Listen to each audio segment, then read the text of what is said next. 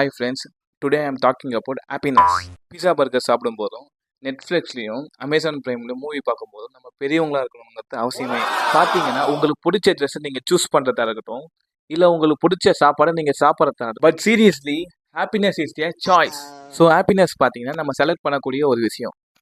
இதை இன்னுமே ஈஸியாக சொல்லணும்னு பார்த்தீங்கன்னா, நல்ல விஷயத்த கூட நீங்கள் கவனம் செலுத்துங்க.